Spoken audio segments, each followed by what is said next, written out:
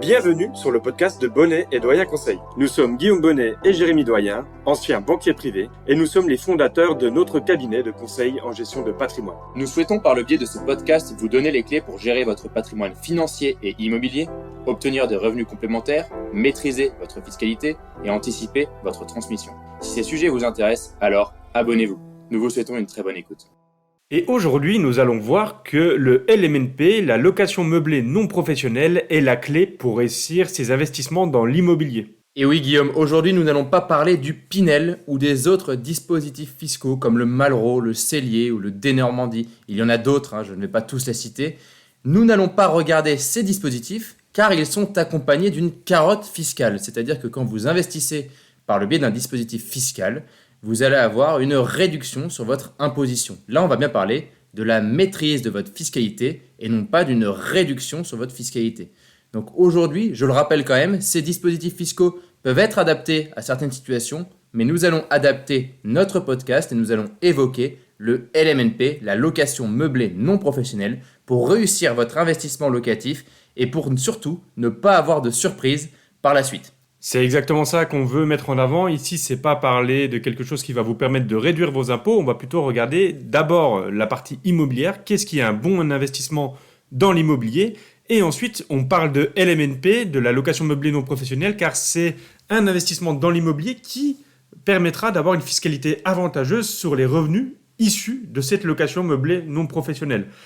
Autre point important à préciser aujourd'hui avec Jérémy, c'est que cet investissement en LMNP, ici on parle du LMNP que tout le monde peut faire tout seul en allant chercher des biens dans les villes proches de chez lui ou dans les villes qu'il connaît bien et ne passant pas par des promoteurs immobiliers qui vendent du LMNP avec des résidences seniors ou des résidences de service ou encore des résidences vacances. Exactement Guillaume. Pour rappel, pour nos auditeurs, le LMNP, c'est le fait d'investir dans un bien immobilier locatif et de louer ce bien en meublé et de déclarer ce bien en meublé.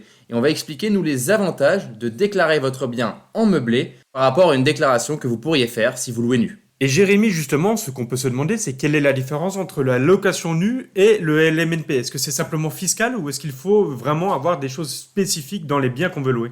Oui Guillaume, je le rappelle, je viens de le dire, quand vous louez meublé, vous devez donc mettre des meubles à l'intérieur de votre appartement avant de le louer. On parle ici des meubles de première nécessité. Par exemple, un frigo, un four, mais également une télé, un canapé, une table. Et cette liste, vous pouvez tout simplement la trouver sur impôts.gouv. Elle est énumérée et il y a plusieurs meubles que vous devez mettre afin de respecter cette règle pour louer en meublé et bénéficier de cette fiscalité avantageuse. On n'arrête pas de vendre la fiscalité avantageuse, on va y venir et on va expliquer du coup pourquoi vous pouvez maîtriser votre fiscalité en louant meublé et pourquoi, si vous ne louez pas meublé, vous allez être fortement imposé. Et pour arriver sur cette fiscalité, bien évidemment, on ne parle de fiscalité que quand en face, il y a des revenus. Et là, on a des revenus que l'on soit en location nue ou en location meublée. Et le but ici, c'est de regarder qu'est-ce qui se passe sur les revenus que l'on touche en location meublée non professionnelle face à ce qu'on toucherait. Et aujourd'hui, on va vraiment regarder précisément ce qui se passe pour les revenus issus de la location LMNP. Et oui, donc effectivement, Guillaume, on touche des loyers au départ. Ces loyers vont être imposés si on ne fait rien et ça dépend du régime fiscal. Et la location meublée non professionnelle permet de déduire énormément de choses avant d'arriver à la base imposable. Pour trouver cette base imposable, on part des revenus, donc des loyers, et on enlève les charges. Mais quelles sont ces charges et qu'est-ce qu'elles comprennent dans le LMNP? Et ici, les premières charges que l'on va pouvoir déduire des revenus que l'on perçoit, c'est les charges habituelles quand on parle d'investissement locatif. On peut parler des taxes foncières, on peut parler du coût des déplacements par exemple, quand vous allez devoir aller vous rendre, faire des visites. On peut penser au taux d'intérêt de votre emprunt immobilier, à l'assurance emprunteur, etc. On a énormément de choses que l'on peut déduire, que ce soit du LMNP ou pour la location nue également d'ailleurs. Donc dans ce cas-là, ces charges-là, on peut les déduire dans les deux cas, donc le LMNP n'est pas avantageux pour le moment. Exactement, ici, il n'y a pas de différence. Et donc, l'énorme avantage de la location meublée non professionnelle, c'est de pouvoir bénéficier d'un amortissement comptable. L'amortissement comptable, c'est le fait d'amortir votre bien immobilier sur plusieurs années. Pour ceux qui n'ont pas fait de comptabilité, c'est comme si vous preniez par exemple un appareil électroménager ou votre ordinateur tout simplement et que vous disiez dans 5 ans, il ne sera plus efficace. Alors si vous l'achetez 1000 euros, ça veut dire que la dépréciation de votre ordinateur est de 200 euros par an. Eh bien pour un bien immobilier, on va partir du même principe, c'est que dans 20, 25 ou 30 ans, votre bien immobilier ne sera plus utilisable. Bien sûr, ça n'a vraiment aucun sens la plupart du temps dans l'immobilier car vous allez faire des travaux, vous allez rénover votre bien immobilier, vous allez l'entretenir, mais on peut pratiquer cet amortissement comptable d'un point de vue comptable. Et là, je parle bien comptable. Donc, pour prendre un exemple concret, si vous avez un bien immobilier qui vaut une certaine valeur, vous allez pouvoir amortir cette valeur dans le temps. Et cet amortissement, il est différent en fonction de plusieurs choses qu'il y a dans le bien immobilier. Et Jérémy, quand on va parler de cet amortissement, il faut d'abord savoir ce que l'on va pouvoir déduire en termes d'amortissement. D'abord, il faudra prendre en compte la valeur du terrain que l'on va déduire de celle du bâtiment lui-même. Si on achète un appartement à 100 000 euros, pour faire très simple, on va déduire environ 10% pour la valorisation du terrain. Il restera donc 90 000 euros qui pourront être amortis. Tout à fait Guillaume, le terrain n'est pas amortissable.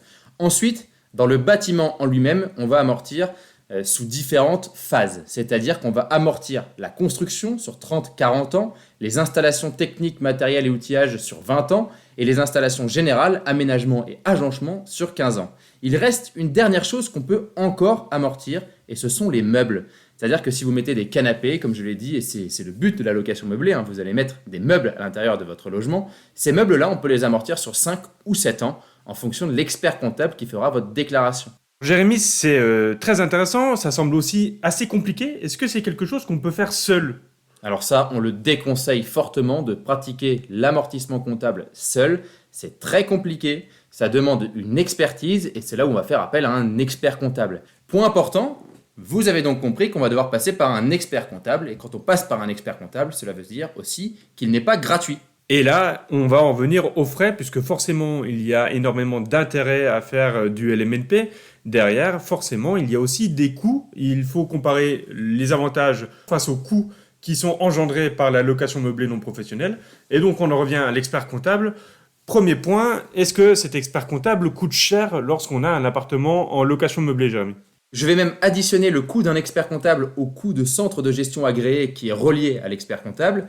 Non, ce n'est pas cher Guillaume pour te répondre, tout simplement car tu bénéficies d'un crédit d'impôt de 66% du coût que tu vas engendrer pour l'expert comptable. Imaginons, tu payes ton expert comptable 500 euros avec le centre de gestion agréé compris. Sur ces 500 euros, l'État va t'en rembourser à peu près 350 euros. Si on fait sur le coût annuel, c'est 150 euros. J'ai envie de dire que c'est un abonnement Netflix en mensuel. Effectivement, là, ça semble intéressant.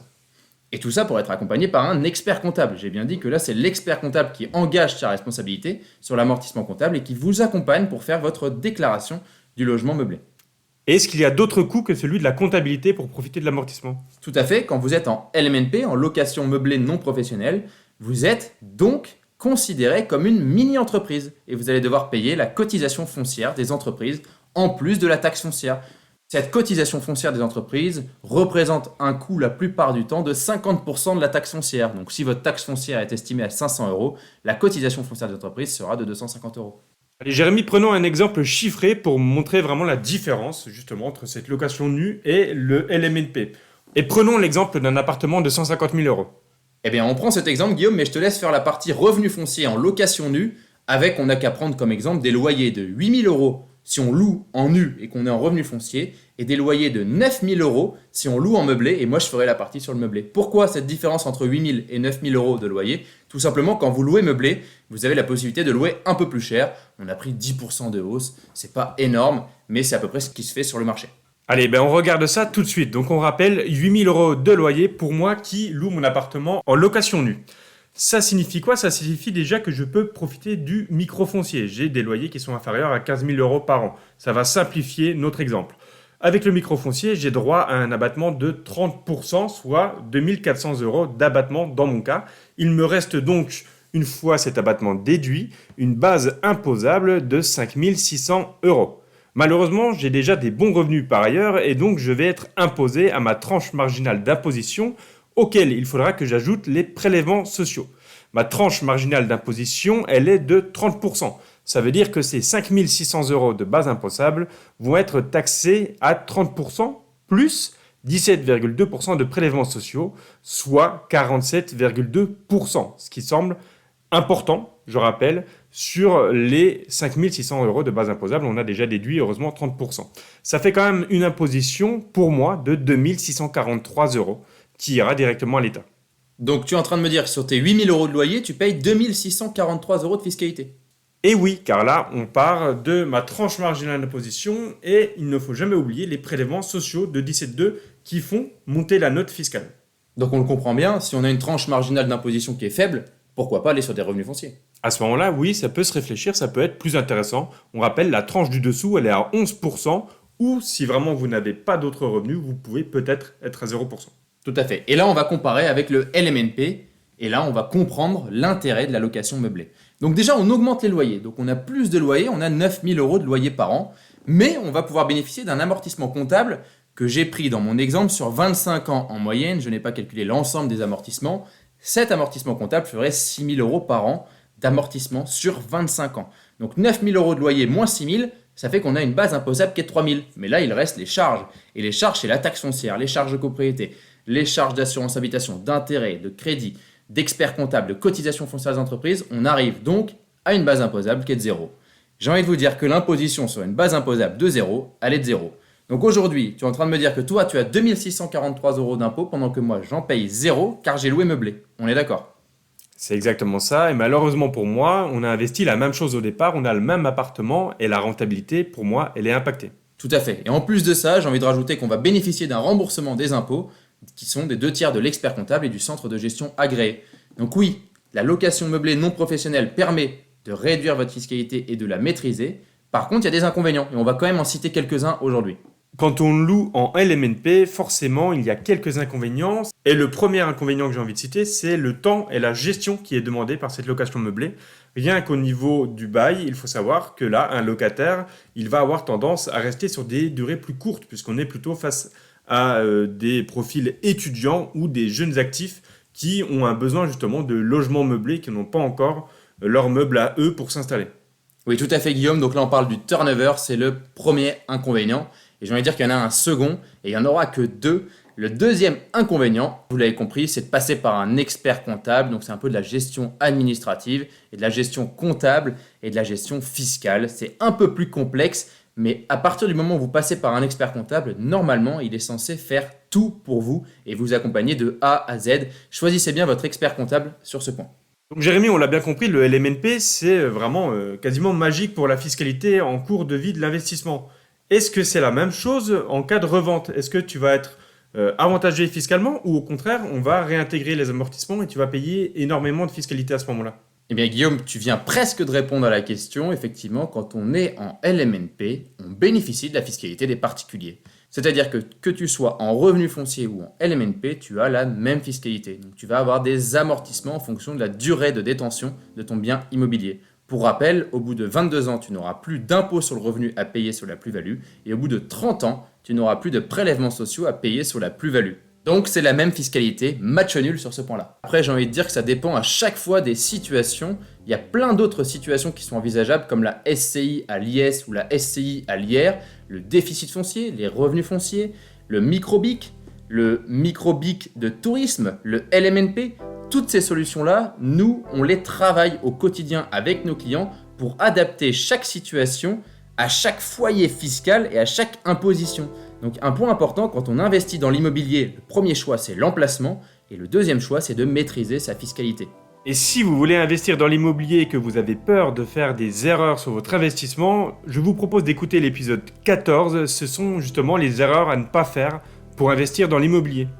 Et pour ceux qui ont déjà réalisé des investissements, n'hésitez pas en commentaire à nous le dire et à nous expliquer les erreurs que vous avez déjà pu faire. Si vous souhaitez prolonger la discussion, alors vous pouvez directement prendre contact avec nous sur notre site bonnetdoyenconseil.com. C'était Guillaume Bonnet et Jérémy Doyen et nous vous remercions pour votre écoute. À bientôt pour un nouvel épisode.